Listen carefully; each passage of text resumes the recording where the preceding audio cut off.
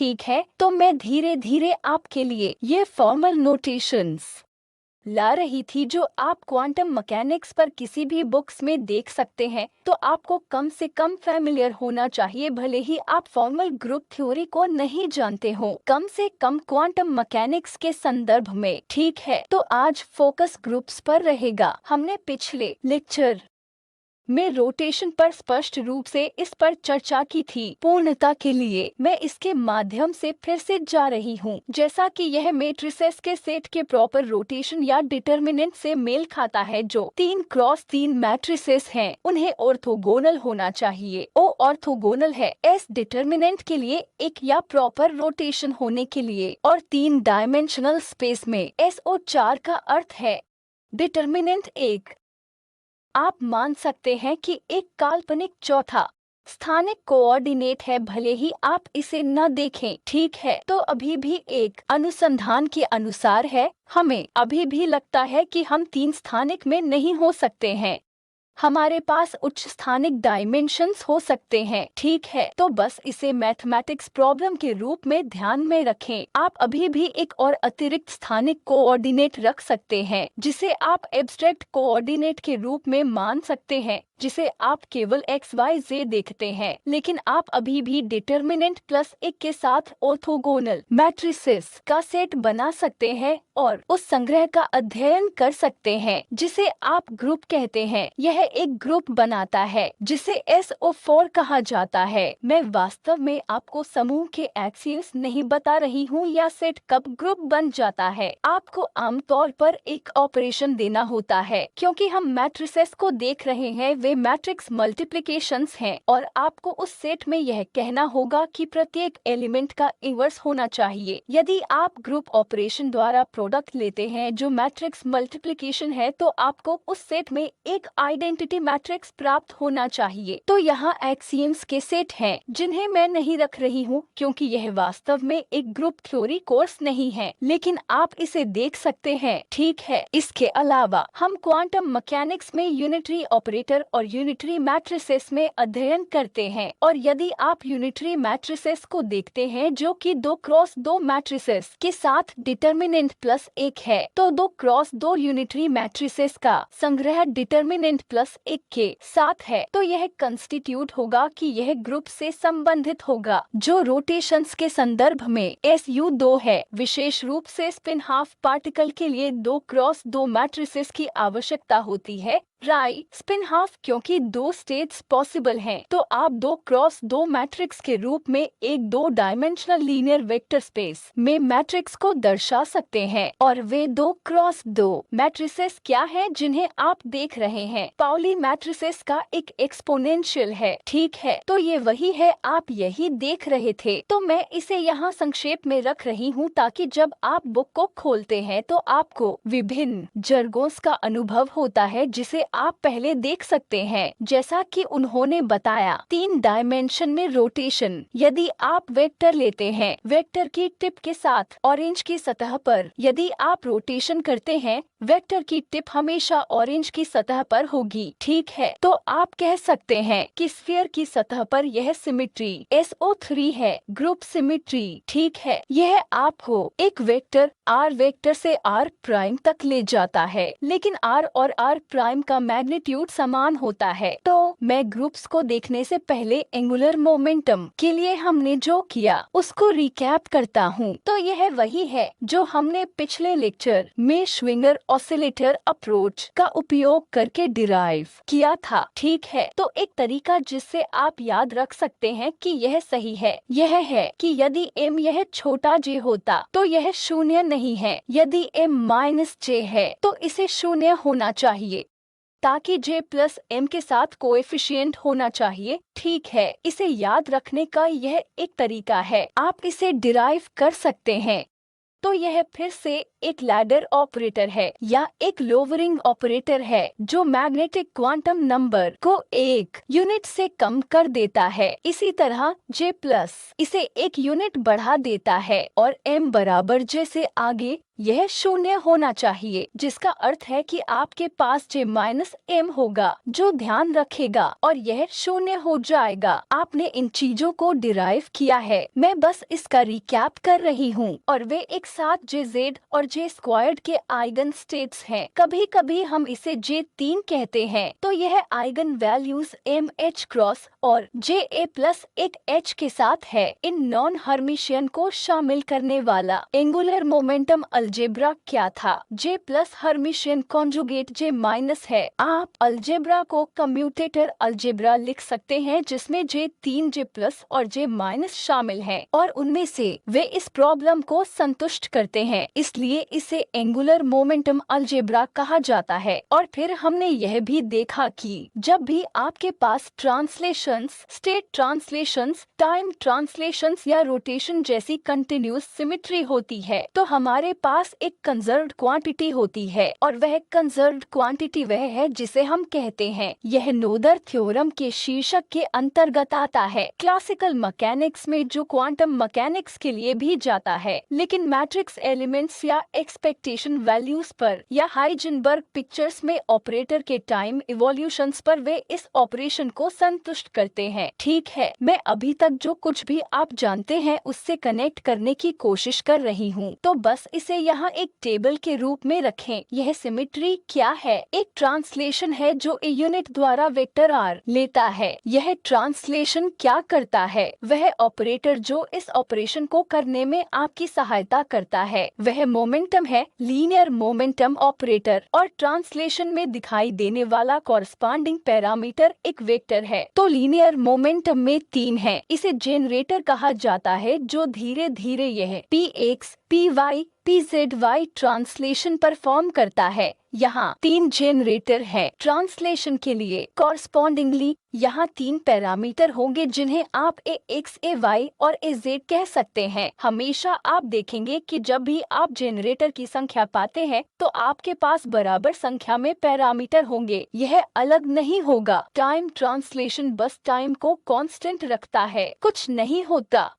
अधिकांश सिस्टम्स जिन्हें आप हैमिल्टनियन मान रहे हैं, टाइम से इंडिपेंडेंट हैं। तो यह टाइम ट्रांसलेशन का जेनरेटर है, और कॉरस्पॉन्डिंग पैरामीटर c है, जो पैरामीटर भी है, एक ऑपरेटर और एक पैरामीटर। इस संदर्भ में अंतिम रोटेशन r वेक्टर को r प्राइम वेक्टर में ले जाता है, r वेक्टर से r प्राइम वेक्टर। आइए हम एक ऐसे कोण से घुमाते हैं जिसका magnitude unit vector direction n hat के बारे में थीटा है। आप थीटा वेक्टर को mode theta times hat n कह सकते हैं। तो यह रोटेशन मैट्रिक्स 3x3 मैट्रिक्स है जो इस r वेक्टर पर ऑपरेट होता है। तो इसके जेनरेटर क्या थे? इस रोटेशन ऑपरेशन के जनरेटर। इसे एंगुलर मोमेंटम द्वारा इम्प्लीमेंट किया जा सकता है। मैं फिर से उन स्टेप्स पर जाऊंगी। और कॉरस्पॉन्डिंग पैरामीटर्स, तो यहाँ 3 एंगुलर मोमेंटम कंपोनेंट्स हैं। रोटेशन के 3 एंगुलर कोण होंगे जो निर्भर करते कि क्या आप x अक्ष के आसपास घूमते हैं, आप इसे थीटा x कहते हैं। y अक्ष के आसपास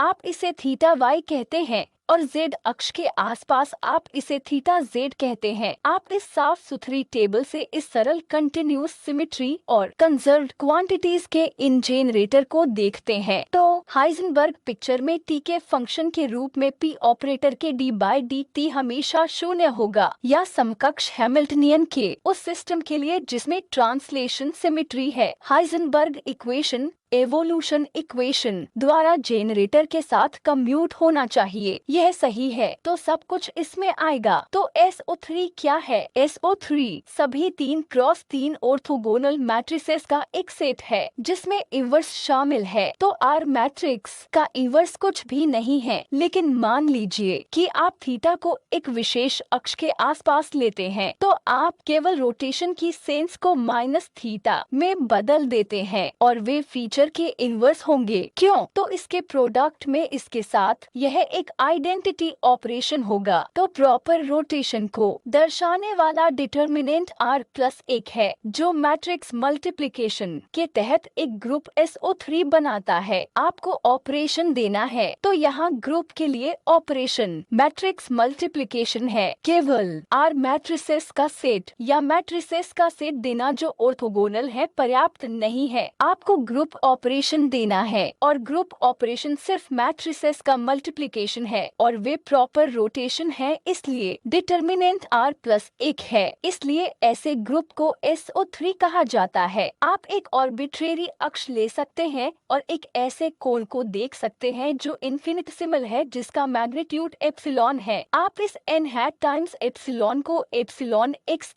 epsilon y plus epsilon z के रूप में लिख सकते हैं और आप एक इन्फिनिटेसिमल के लिए इस सेंस में कॉम्पैक्ट रूप से लिख सकते हैं कि मैं एप्सिलॉन ऑर्डर से हायर कुछ भी नहीं रखना चाहती। मैं epsilon square epsilon z epsilon x नहीं रखना चाहती। मैं कुछ भी हायर नहीं रखना चाहती क्योंकि वे पहले से ही बहुत छोटे हैं। एप्सिलॉन में केवल लीनियर टर्म्स को रखते हुए यह सबसे कॉम्पैक्ट मैट्रिक्स है जिसे आप लिख सकते हैं। मान लीजिए कि आप x अक्ष के साथ हैट n लेते हैं। ठीक है, यदि आप x अक्ष के साथ हैट n लेते हैं तो जो दिखाई देगा वह रोटेशन है जो एप्सिलॉन x और एप्सिलॉन x है। ठीक है, और मैं टर्म्स रख रहा हूँ। हम बाद में देखेंगे कि एप्सिलॉन स्क्वायर्ड टर्म्स को क्यों रखा जा रहा है। आप एप्सिलॉन स्क्वायर्ड टर्म्स को रखना चाहते हैं तो आप इस तरह से z अक्ष के आसपास लिख सकते हैं। कृपया इसे वेरीफाई करें। ठीक है, इसी तरह y अक्ष रोटेशन मैट्रिक्स के लिए आपके पास पहले और तीसरे कॉलम में टर्म्स होंगे और पहली और तीसरी रो को अल्टर करना होगा और आपके पास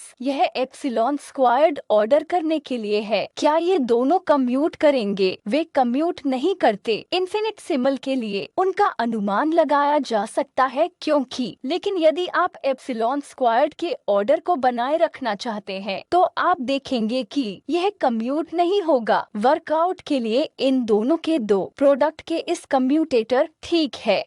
कृपया यह लें r(x हैट एप्सिलॉन और r(y hat epsilon minus r(y hat epsilon और r(x हैट एप्सिलॉन)। कृपया ऐसा करें। ठीक है, और देखें कि वह नॉन जीरो क्वांटिटी क्या है और राइट हैंड साइड लिखिए। ठीक है, मैं इसे छोड़ देती हूँ आपको करने के लिए। यदि आप ऐसा करते हैं तो आप पाएंगे कि राइट हैंड साइड यह मैट्रिक्स है और यदि आप एप्सिलॉन के z के रोटेशन की तुलना करते हैं, यदि आप इसकी तुलना इससे करते हैं तो आप कह सकते हैं कि यह z अक्ष के आसपास एक कोण एप्सिलॉन स्क्वायर्ड द्वारा रोटेशन है। ठीक है, इसे चेक करें। माइनस आप डायगोनल एलिमेंट्स को या माइनस आइडेंटिटी को हटाते हैं तो यह केवल यह इंडिकेट करने के लिए है कि SO3 मैट्रिसेस वे कम्यूट नहीं करते हैं। यह नॉन जीरो है। Right hand side non zero है, वे कम्यूट नहीं करते हैं यदि आप एप्सिलॉन स्क्वायर्ड ऑर्डर रखते हैं और कम्यूटेटर यूनिफॉर्म है। वास्तव में हम यहाँ से देखेंगे कि रोटेशंस के लिए जिम्मेदार जेनरेटर एंगुलर मोमेंटम होते हैं और आप दिखा सकते हैं कि एंगुलर मोमेंटम कम्यूटेटर अलजेब्रा इस संबंध को बिल्कुल उत्पन्न करता है। कम्यूटेटर संबंध क्या है? L(x)Ly को I(h)x)Lz होना चाहिए और आप इसे इससे प्राप्त कर सकते हैं। तो क्लासिकल मैकेनिक्स बनाम क्वांटम मैकेनिक्स में रोटेशंस। तो आमतौर पर क्लासिकल मैकेनिक्स में जब आपने प्लेन के परपेंडिकुलर अक्ष के आसपास कोण d ओमेगा से रोटेट किया था, वेक्टर r को r प्लस dr में ट्रांसफॉर्म करें। यही आप करते हैं जहां इन्फिनिटेसिमल रोटेशन के लिए वेक्टर में परिवर्तन होता है। आप इसे वेक्टर प्रोडक्ट के रूप में लिख सकते हैं। तो आप r प्राइम को r टाइम्स r वेक्टर और आप इसे d ओमेगा क्रॉस r के रूप में लिख सकते हैं। यह वही है जो हमने पिछली स्लाइड में किया था। एक्सप्लिसिट मैट्रिक्स फॉर्म लिख रही थी, लेकिन आप इसे इस तरह से फिर से लिख सकते हैं। यह मैं मान रही हूँ कि आप क्लासिकल मैकेनिक्स से जानते हैं। क्वांटम मैकेनिक्स में हम क्या करना चाहेंगे? हम एक कोण थीटा के रोटेशन के लिए एक यूनिटरी ऑपरेटर लिखना चाहते हैं। यह सबस्क्रिप्ट रोटेशन के लिए है। फिजिकल स्पेस में रोटेशन r के अनुरूप है जो साई स्टेट पर कार्य करता है, इसे एक नए स्टेट साई प्राइम में ले जाता है। तो आपके पास एक स्टेट साई है, आप रोटेशन करते हैं और यह थीटा के ur द्वारा किया जाता है और वह आपको साई प्राइम देता है। ठीक है, या मैं इसे कैसे लिखूंगी? साई प्राइम को थीटा के ur साई पर। ठीक है, तो यहाँ यूनिटरी ऑपरेटर है जो स्टेट को रोटेट कर सकता है और मुझे एक नया स्टेट दे सकता है। इसी तरह मैं पोजीशन बेसिस पर आर प्राइम भी लिख सकती हूँ जो कि थीटा का यू डैगर है। तो आर प्राइम साई प्राइम क्या होगा? यह क्या है? यह आर प्राइम का साई प्राइम है जो आर के साई के बराबर है। तो आप शिफ्ट करने की कोशिश कर सकते हैं। साई प्राइम का क्या होगा? आर के साई प्राइम को आर इनवर्स का साई लिखकर आप ऐसा होने के लिए लिख सकते हैं। आप ट्रांसफॉर्मेशन को उलट सकते हैं। ठीक है, आपके पास यह r टाइम्स r है। आप यहाँ और इस तरह से r इनवर्स रख सकते हैं। r टाइम्स r को r कहें, यह स्थिति है तो r इसका r इनवर्स हो जाएगा। फिर आप यहाँ क्या कर सकते हैं? हम जानते हैं कि r ऑन r क्या है? वह r प्राइम है जो एक plus D omega cross R या R times D omega cross R है। ठीक है, तो आर इनवर्स क्या होगा?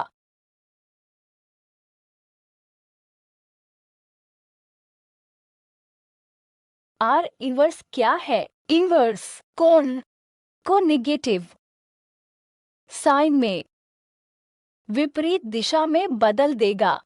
तो यह बन जाएगा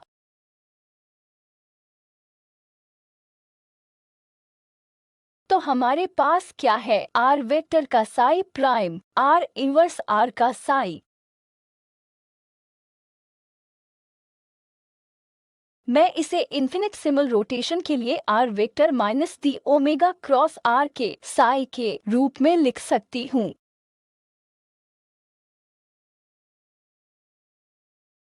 क्या आप टेलर सीरीज एक्सपेंशन कर सकते हैं? यह आर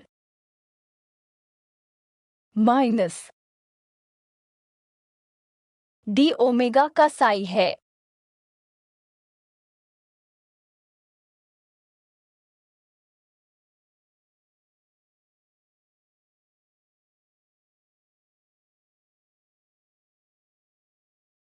यहाँ कुछ गड़बड़ है।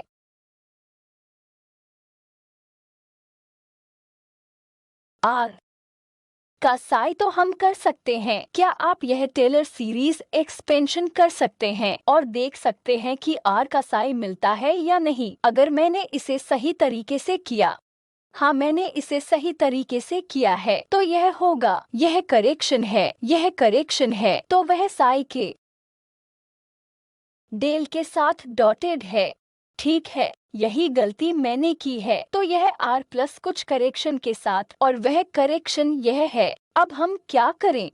क्वांटम मैकेनिक्स में अगला स्टेप क्या है? हमें क्या करना है? डेल ऑपरेटर को मोमेंटम ऑपरेटर में बदलना होगा। IH क्रॉस रखें, इसे मोमेंटम ऑपरेटर में कन्वर्ट करें और यह एक स्केलर ट्रिपल प्रोडक्ट है। आसपास देखें। आइए देखें कि आपको क्या मिलता है।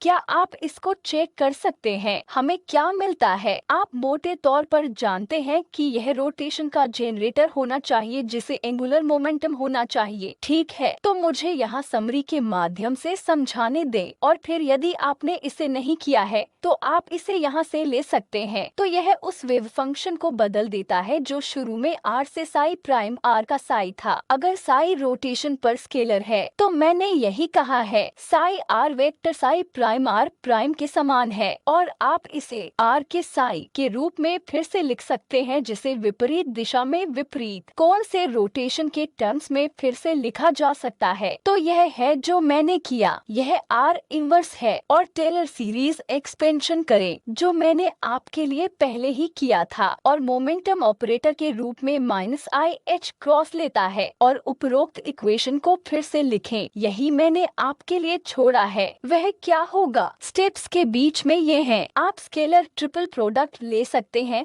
इसे d omega dotted R cross P के साथ लिख सकते हैं। R cross P angular momentum, orbital angular momentum है। फिजिकल रोटेशन जब आप फिजिकल स्पेस में करते हैं तो आपके पास केवल ऑर्बिटल एंगुलर मोमेंटम होती है और आप आर पोजीशन पर साई प्राइम में ऑटोमेटिकली चेंज प्राप्त करते हैं। तो यह आपको केवल यूनिटरी ऑपरेटर देता है जो साई को उसी पोजीशन आर पर साई प्राइम में ले जाता है। वेव फंक्शन पोजीशन आर से साई प्राइम में बदलता है और यह कैसे बदलता है, यह यूनिटरी ऑपरेटर है और यह एक इन्फिनिटेसिमल कोण के लिए यूनिटरी है। यदि आप कोण बनाते हैं, यदि आप कोण बढ़ाते हैं, फाइनाइट कोण, तो आपको क्या करना है? अधिक पीसेस लेते रहें। आप इस चीज को मल्टीप्लाई कर सकते हैं क्योंकि एक कंटिन्यूस सिमेट्री है। किसी भी फाइनाइट रोटेशन को उसी अक्ष के ऊपर माना जा सकता है, उसी अक्ष के आसपास इन्फिनिटेसिमल रोटेशन के प्रोडक्ट के रूप में माना जा सकता है। ठीक है, तो भले ही मैंने इसे एक फिजिकल रोटेशन के लिए किया था जिसे आपने स्टर्न गेरलाच एक्सपेरिमेंट और कई एक्सपेरिमेंटल डेटा से देखा है जिन्हें आपको अन्य क्वांटम नंबर में रखने की आवश्यकता है, जिनके प्रॉपर्टी समान है या एंगुलर मोमेंटम अलजेब्रा समान है जो आप ऑर्बिटल एंगुलर मोमेंटम के लिए देखते हैं। और हम क्वांटम मैकेनिक्स में एंगुलर मोमेंटम को वेक्टर जे या ऑपरेटर जे कहते हैं। तो हम रोटेशन के तहत जनरल पार्टिकल में एक स्पिन जे के लिए यूनिटरी ऑपरेटर लिखने का प्रयास कर सकते हैं। यह इन्फिनिटेसिमल राशि है और यदि आप एक ही अक्ष के आसपास फाइनाइट रोटेशन करना चाहते हैं तो उसी अक्ष के आसपास मैट्रिसेस कम्यूट करते हैं। आप सब जानते हैं कि ठीक है, अगर मैं कोण से जेड अक्ष के आसपास एक रोटेशन करती हूँ तो हम 20 डिग्री कहते हैं और फिर जेड अक्ष के आसपास 30 डिग्री तक रोटेशन करते हैं तो यह उसी अक्ष के आसपास 50 डिग्री के रोटेशन की तरह होगा। क्या वह सही है? इसलिए वे कम्यूट करते हैं। वास्तव में वहाँ कोई फर्क नहीं पड़ता। तो आप इन्फिनिटेसिमल रोटेशन के लिए यूनिटरी मैट्रिसेस के प्रोडक्ट को लिखने का प्रयास कर सकते हैं जिसे आप डी थीटा के रूप में n द्वारा एक फाइनाइट रोटेशन के रूप में लिख सकते हैं और इसे n टाइम्स कर सकते हैं और यह एक्सपोनेंशियल के लिए फॉर्मल परिभाषा है। इसलिए क्वांटम मैकेनिक्स में यूनिटरी ऑपरेटर है जो न केवल फिजिकल स्पेस में रोटेशन करता है लेकिन यह स्पिन स्पेस या कुछ इंटरनल स्पेस में भी हो सकता है जिसे हम कुल एंगुलर मोमेंटम जे कहते हैं, जहां एंगुलर मोमेंटम है। ठीक है, तो इसे हम स्पिन स्पेस में भी रोटेशन ऑपरेटर कहते हैं। तो हम इसे कई बार जे एक्स जे वाई जे जेड करते रहे हैं। अब मैंने आपको क्वांटम मैकेनिक्स में एब्स्ट्रैक्ट स्पेस में भी दिखाने की कोशिश की है। उनको एब्स्ट्रैक्ट स्पेस में ट्रीट किया जा सकता है जो स्पिन स्पेस की तरह है। स्पिन हाफ में उस स्पेस में 2 डायमेंशनल लीनियर वेक्टर स्पेस होगा। यह एक रोटेशन भी है और वह रोटेशन जे एक्स जे वाई जे जेड द्वारा उत्पन्न किया जा सकता है जो जेनरेटर है और एक निश्चितता है जिसकी आपको ट्रांसलेशंस और रोटेशन के बीच तुलना करनी चाहिए। ट्रांसलेशन में यदि मैं के साथ ट्रांसलेशन करती हूँ और फिर y के साथ ट्रांसलेशन करती हूँ या यदि आप y और फिर x करते हैं तो अंतिम परिणाम वही होगा। ठीक है, इसका क्या कारण है?